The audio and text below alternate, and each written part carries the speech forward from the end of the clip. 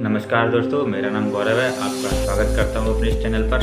दोस्तों, इससे पहले भी मेरी एक वीडियो आई है मोटिवेशन पर। दोस्तों, सोचा आपके साथ एक बार फिर से मैं कुछ नया थॉट शेयर करूँ। इस बार मैं आपके साथ एक ऐसा माइंडसेट, एक ऐसा पैटर्न, एक ऐसा फॉर्मूला शेयर करने वाला हूँ जो आप अपनी लाइफ में फ्यूचर में आप कोई काम करने जा रहे हैं या आपने कोई अपना काम स्टार्ट कर दिया है, तो आप उस काम को बेटर से बेटर तरीके से कैसे कर सकते हैं, मतलब सबसे बेस्ट कैसे कर सकते हैं। तो वो फॉर्मूला मैं आपके साथ शेयर करना चाहूँगा। एक्चुअली इससे पहले मैं आपको एक स्टोरी सुना दूँ। आप जानते हैं ओयो के जो फाउंडर एंड CEO हैं रितेश अग्रवाल, उन्होंने क्या पैटर्न अपनाया, क्या माइंडसेट उनका रहा होगा जिस वजह से उन्होंने इतना बड़ा ब्रांड इंडिया में बनाया है। और वो एक इंडिया के यंगेस्ट नहीं बोलेंगे, यंग हैं काफ़ी, वो बिलियनर बने हुए हैं। उन्होंने अपनी जो जर्नी है वो लगभग 20 ईयर्स की एज से स्टार्ट कर दी थी और लगभग वो आज 25 साल की उम्र में, 25-26 की उम्र में वो एक इंडिया के बिलियनर्स में शामिल हैं। तो उन्होंने वो कैसे काम किया, मैं वो आपके साथ शेयर करना चाहूँगा। उनका जो पैटर्न है वो पैटर्न आप किसी भी फील्ड में अप्लाई कर सकते हैं। जैसे आप कोई अपना बिजनेस करना चाहते हैं, आप उसमें यूज कर सकते हैं, या आपका कोई पैशन है उसमें आप इसको यूज कर सकते हैं। किसी भी फील्ड में वो यूज किया जा सकता है, आपके लिए बहुत ही यूज़फुल रहेगा। तो वो मैं आपको बताना चाहूँगा।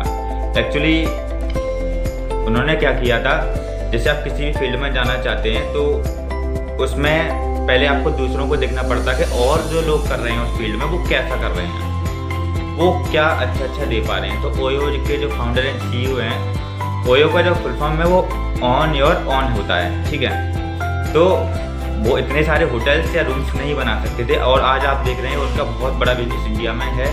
और इंडिया में जितना बड़ा बिजनेस है उसका 50% बिजनेस उनका चाइना में भी है। तो वो काफ़ी बड़े पर्सन हैं अपने बिजनेस में। तो वो मैं आपके साथ शेयर कर रहा हूँ। तो उन्होंने क्या किया था, जैसे ओयो स्टार्ट करने के लिए सबसे पहले उन्होंने जो पहले के होटल्स या रूम्स थे उनमें देखा जाके, उनमें रुके जाके, कई तरह के रूम्स में रहे, वो कई तरह के होटल्स में रहे। वहाँ पे उन्होंने कुछ चीज़ें सीखी, समझी कि उन होटल्स में क्या फैसिलिटी दी जा रही हैं, क्या उनमें कमियां हैं, कौन सी चीज़ अच्छी है, कौन सी चीज़ उनमें कम अच्छी हैं। और उन्होंने लिस्ट बनाई अपनी कि किस होटल्स में क्या चीज़ बेस्ट हमें प्राप्त हुई है, क्या चीज़ हमें बेस्ट मिली है सर्विस, और क्या चीज़ हमें इसमें कमियां हैं, क्या उनमें सुधार हो सकता है।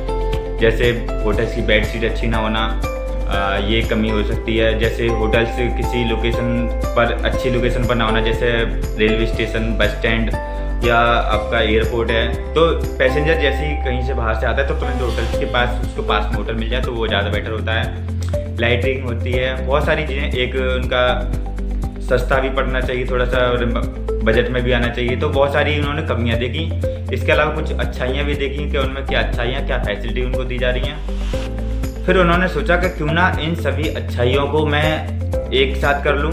जितनी भी अच्छाइयाँ अलग अलग होटल्स में मिल रही हैं वो एक ही होटल्स में उनको मिल जाएँ। और क्या उन कमियाँ थी, उन सारी कमियों को मैं अपने होटल से दूर कर दूँ। वो कमियाँ उन्हें, कस्टमर को हमें मिले ही ना कि इस होटल्स में ये कमी थी। तो उन्होंने अपने होटल्स को सबसे बेस्ट बनाना चाहा। तो बस उन्होंने यही किया, एक अपना ब्रांड बनाया ओयो, और उस ब्रांड का टैग जो है उन्होंने दूसरे होटल्स को देना शुरू कर दिया। उन्होंने कहा कि आपके होटल्स को अब मैं स्टार्ट करूँगा। उनसे बातचीत की कि मैं चलाऊँगा। तो उन्होंने कुछ नहीं किया, उनके होटल्स के साथ एक डीलिंग कर ली।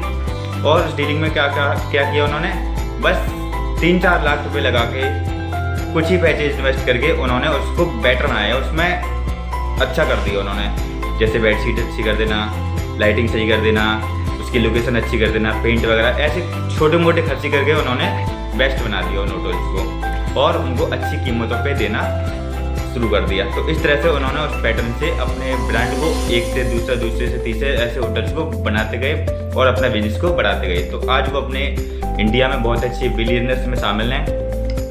तो दोस्तों, कहने का मतलब यही है, आप किसी फील्ड में जाना चाह रहे हैं तो उस फील्ड में सबसे पहले ये देखिए कि उस फील्ड में जो और पर्सन है वो क्या अच्छा कर रहे हैं, उन्होंने क्या चीज़ें अपनाई हैं। जैसे आपका बिजनेस कंप्यूटर से रिलेटेड है, IT से रिलेटेड है, तो वो आप देखिए कि IT के बिजनेस में जो कंपनियां हैं वो क्या सर्विस प्रोवाइड कर रही हैं, क्या वो बेटर दे रही हैं, वो हम कैसे दे सकते हैं।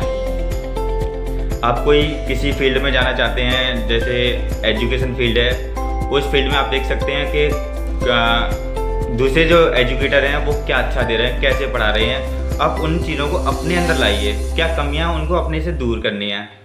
तो बस जो अलग अलग कंपनियां नहीं मिलके दे पा रही हैं, या कुछ ऐसी चीज़ें हैं जो अलग अलग कंपनियां अलग अलग चीज़ें दे रही है, तो उन सारी कंपनियों की बेस्ट क्वालिटी को आप सारी क्वालिटी को एक अपनी क्वालिटी में कैसे दे सकते हैं, मतलब आप अपनी चीज़ में कैसे दे सकते हैं, मतलब आपकी चीज़ बेस्ट कैसे बन सकती है।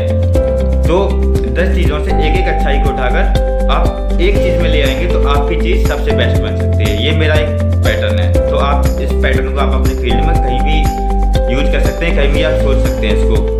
क्या कौन से बिजनेसेस हैं, कौन से एंटरप्रेन्योर्स हैं, कौन से पर्सन्स हैं जो जिन्होंने नाम कमाया, तो उन्होंने क्या ऐसा किया है वो मैं कैसे कर सकता हूँ, और उनकी प्रॉपर्टीज़ को उठाइए। देखिए अच्छाइयाँ कमियाँ हर किसी में मिल जाएंगी, तो आप किसी से भी सीख सकते हैं, कहीं से भी अच्छी चीज़ उठा सकते हैं, बुरी चीज़ों को पकड़ के उनको दूर कर सकते हैं। तो बस यही मेरी आपसे एक कोशिश है कि आप इस पैटर्न को यूज कर सकते हैं। थोड़ा सा इसको स्मार्टली भी यूज करना पड़ेगा, क्योंकि बस देखा और उसको यूज कर लिया इतना ईजी नहीं होता है। एक स्मार्ट माइंड भी इसमें थोड़ा चलाना पड़ेगा कि इसको, क्योंकि एक आप चीज़ शुरू करने वाले हैं उसमें कोई फ्यूचर नहीं पता होता है, लेकिन ये पैटर्न बहुत अच्छा है कि आप इसको यूज़ कर लेंगे तो वो चीज़ डेफिनेटली बेटर बन सकती है, और बेटर क्या, बेटर से बेटर सबसे बेस्ट बन सकती है।